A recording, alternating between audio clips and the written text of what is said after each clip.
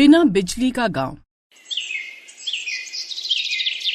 बंसीपुर नाम का एक गांव था जहां साल भर से मौसम के खराब होने के कारण बिजली नहीं आती थी। बंसीपुर गांव कभी उजाले के नाम से जाना जाता था, पर आज उस गांव में चारों तरफ अंधेरा छाया हुआ था। ऐसे मानो जैसे सभी लोग बरसों पुराने बिना बिजली के जमाने में जी रहे थे। ऐसे ही एक दिन गांव की सारी औरतें कुएं पर से पानी लाकर अपनी सारी जरूरत को पूरा करती थी।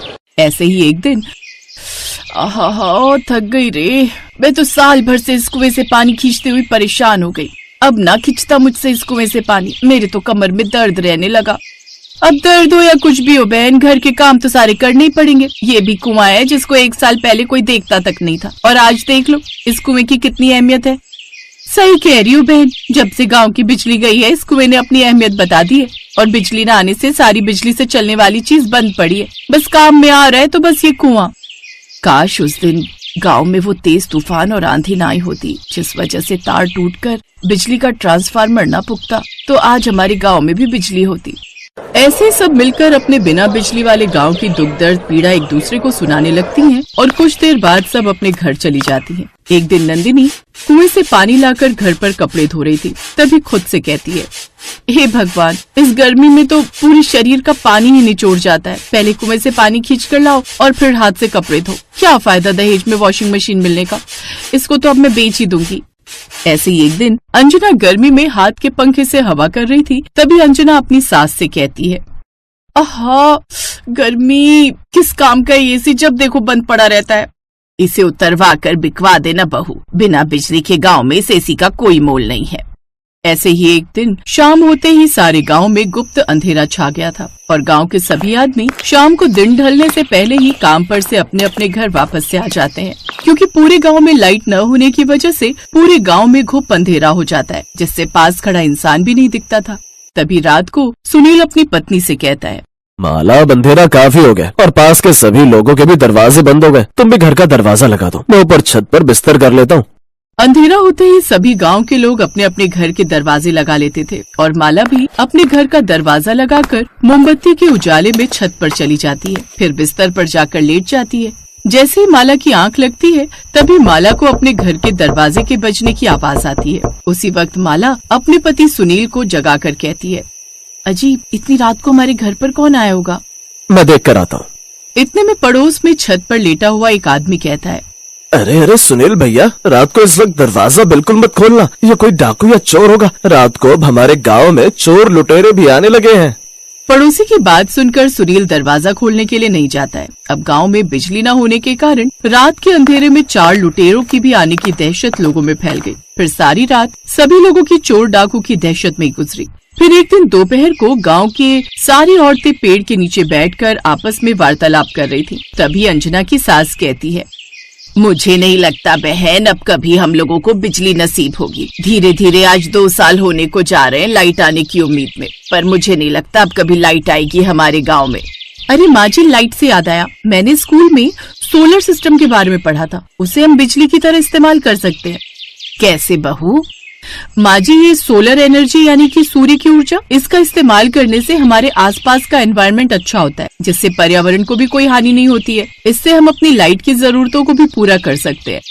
अगर कोई ऐसी चीज है जिससे हम अपने घर में लाइट की सुविधा कर सकते हैं, तो तुमने हमें पहले क्यों नहीं बताया अंजना? कैसे आएगी ये सोलर एनर्जी हमारे गाँव में?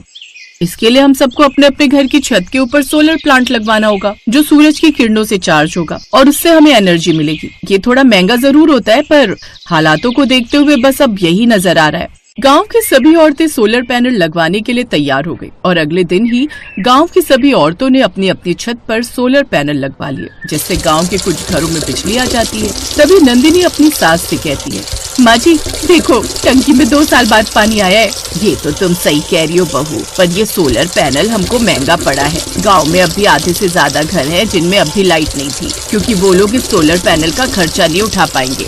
ये तो आप सही कह रही हो माँ, हमारे घर तो रोशन हो गए, पर अब भी ऐसे घर हैं जो बिना रोशनी के पड़े हैं। नंदिनी और उसकी सास ऐसे ही बिना रोशनी के घर की बात सुनकर उदास हो जाती है, और वहीं दूसरी तरफ कमला की लड़की पिंकी कहती है, माँ हमारे गांव में बिजली आ गई है, देखो नंदिनी आंटी के घर में लाइट चल रही है। नहीं बेटी, बिजली नहीं है, नंदिनी आंटी ने सोलर पैनल लगवाए है। तो हम भी पापा से बोलकर सोलर पैनल लगवा लेते हैं।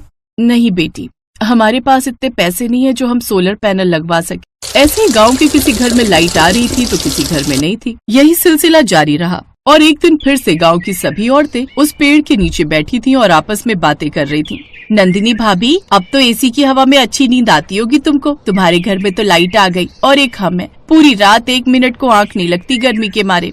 क्या मजे आ रहे हैं कमला दीदी, कर्जा लेकर लगवाया था ये सोलर पैनल, अभी तक नहीं उतरा सर से कर्जा। बड़ा ही महंगा पड़ा ये सोलर पैनल, इससे अच्छी तो हमारी लाइट ही ठीक थी। कमला और नंदिनी की बात सुनकर अंजना कहती है, मैं ये सोच रही थी क्यों ना हम लोग गांव में बिजली लाने का ही कुछ जुगाड़ करें। पर हम गांव में बिजली कैसे ला सकते हैं जब आज तक मर्द लोग इस गांव में बिजली नहीं लेकर आ सके। हम मर्द लोगों से कम है क्या? वैसे भी गांव में बिजली मर्द नहीं बल्कि हमारी शिक्षा लेकर आ सकती है। आप लोग कहो तो हम लोग कल ही बिजली दफ्तर चलते हैं और अपने गाँव में बिजली ला कर दिखाएंगे। अंजना की बात सुनकर गांव की सारी औरतें राजी हो जाती हैं और अगले दिन ही गांव की सारी औरतें बिजली दफ्तर चली जाती हैं। सभी औरतों ने मिलकर सरकारी दफ्तर में जाकर बिजली की अपील की और सरकारी कर्मचारी ने अंजना को एक फॉर्म भरने के लिए दिया। इस फॉर्म को भरना है, पेन मिलेगा आपके पास? सरकारी कर्मचारी अंजना को पेन मांगते हुए देख हैरान हो जाता है और कहता है, आपको ये फॉर्म भरना आता है? जी आता है। अब आप पेन देंगे मुझे? सरकारी कर्मचारी अंजना को पेन देता है और अंजना पूरे फॉर्म को इंग्लिश में भर देती है, जिसे देख कर्मचारी भी शॉक में रह जाता है। 3 दिन बाद फिर से आना, थोड़ी और कानूनी कार्रवाई होगी। उम्मीद है सरकार आपकी मदद जरूर करेगी। और वो सारी औरतें फैसला कर लेती हैं कि वो गांव में लाइट लाकर रहेंगी। और अंत में एक दिन गांव में सरकारी कर्मचारी बिजली जोड़ने के लिए आ जाते हैं। अंजना का पति मुकेश कहता है, आखिरकार हमारी गांव की औरतों ने गांव में बिजली के तार जुड़वाए दिए और उनकी मेहनत रंग लेकर आई। सभी लोग गांव में 2 साल बाद बिजली आने के इंतजार में खुश हो रहे थे और थोड़ी देर बाद बिजली के तार जुड़ जाते हैं और गांव के सभी घर और सड़कें उजागर हो जाती हैं। ये लाइट आ गई। सभी बच्चे लाइट आने की खुशी में बाहर सड़क पर रोशनी में नाचने लगे। पूरे 2 साल बाद बंसीपुर गांव में लाइट आई थी। अब घर में पड़ी सूखी टंकियों में भी पानी आना शुरू हो जाता है और गांव के सभी लोग रात को सड़कों पर खड़े होकर लाइट का आनंद ले रहे थे।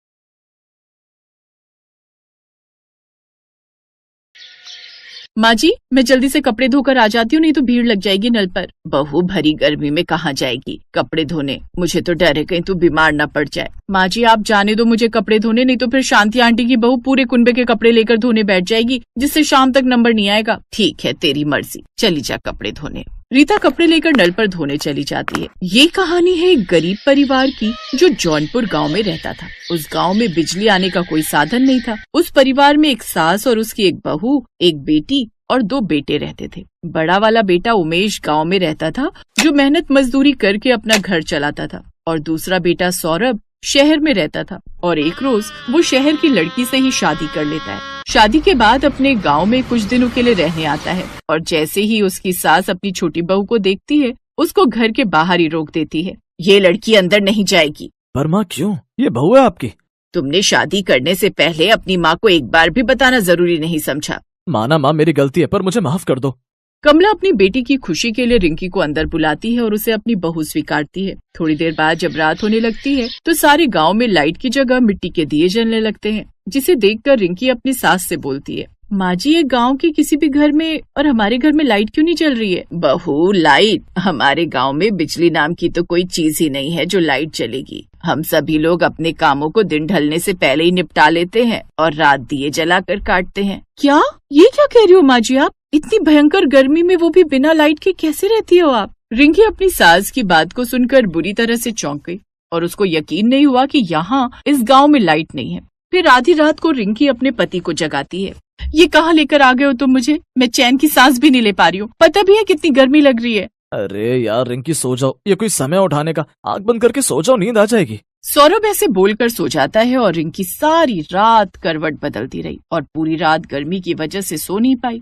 पूरा घर कैसे खर्राटे मारकर सो रहा है भरी गर्मी में। इंसान ही है ना ये सब। हे भगवान, तुमने मुझे कहाँ लाकर पटक दिया। फिर अगले दिन वो अपनी सास से कहती है, माँ जी मैं सारी रात नहीं सो पाई हूँ इस गर्मी में, अब तो नहाकर ही ठंडक मिलेगी मुझे। माँ जी पानी कहाँ पर रखा है? नहाने जाना है मुझे। छोटी बहू अगर तुमको नहाना है तो हैंडपंप के नल से पानी खींच कर ले आओ और नहा लो। अपनी ननद के साथ चली जाओ, हम सब भी ऐसे ही नहाते हैं। ये सुनकर रिंकी हैरान हो जाती है और मन ही मन कहती है, हे भगवान, ये कहाँ आकर फंस गई मैं। यहाँ से अच्छा तो मेरा शहर था जहाँ शावर खोलो और जितना मन करे नहाओ। थोड़ी देर बाद रिंकी नल से पानी भर कर लाती और तब आकर नहाती है। ऐसे धीरे धीरे रिंकी को गांव में आए हुए 3 दिन बीत गए। एक दिन रिंकी की जेठानी रीता खाना बना रही होती है और रिंकी से कहती है, सुनो देवरानी जी, जरा ये मसाला पीस कर देना। हाँ जेठानी जी, क्यों नहीं, मिक्सी कहाँ पर है?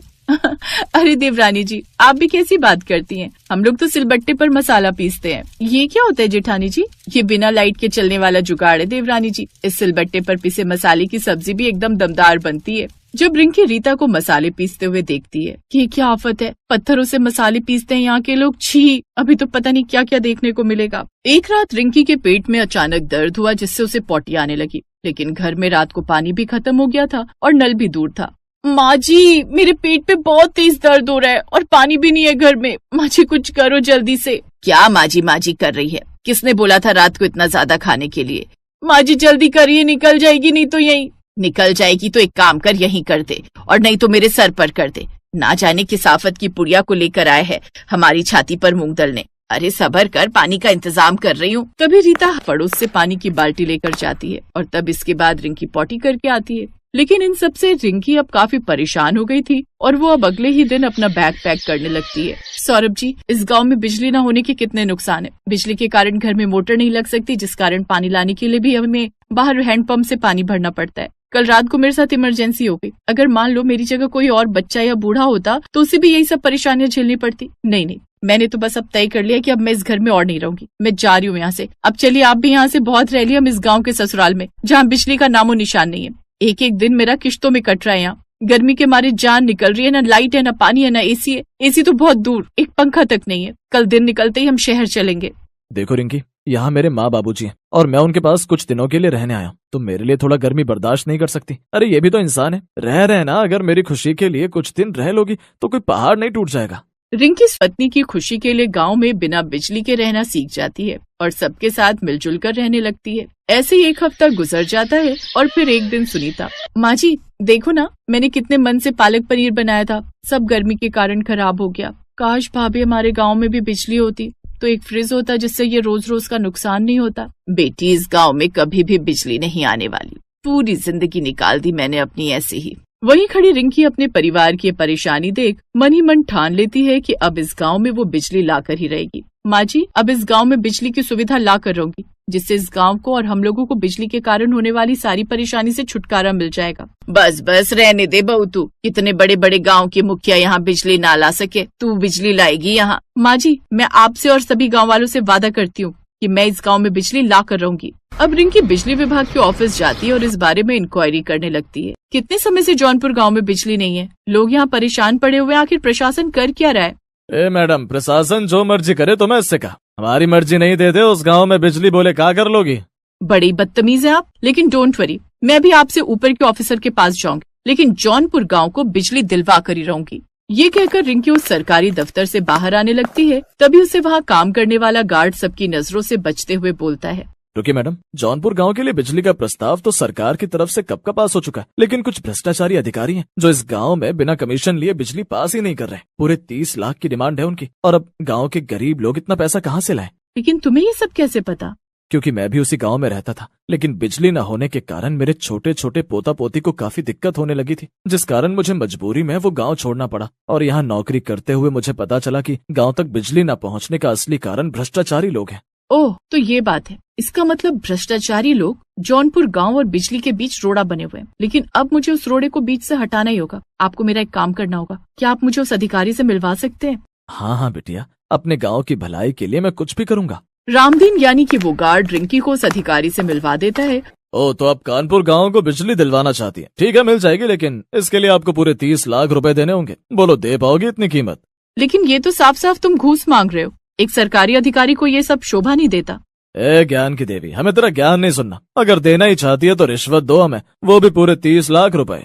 रिंकी ने उसकी ये सब बातें अपने फोन में रिकॉर्ड कर ली थी। अब वो सीधा पुलिस के पास जाती है और उसे जेल में डलवा देती है। अब ये बात मीडिया में आग की तरह फैल जाती है, जिसके बाद जौनपुर में जल्दी से सरकार की तरफ से बिजली पहुंचा दी जाती है। रिंकी ने जैसा बोला था वैसा ही कर दिखाया। उसकी शिक्षा और ज्ञानता के कारण अब उस दिन से पूरे जौनपुर गांव में बिजली आ जाती है। Best buddies hello friends, Thanks for watching this video. अगर आपको ये वीडियो पसंद आया है तो प्लीज लाइक, सब्सक्राइब, कमेंट्स करें इस वीडियो पर और हाँ, शेयर करना भी ना भूलें। और भी मजेदार वीडियो देखने के लिए नीचे दिए गए बेल आइकॉन को दबाएं। देखते रहिए बेस्ट बडीज।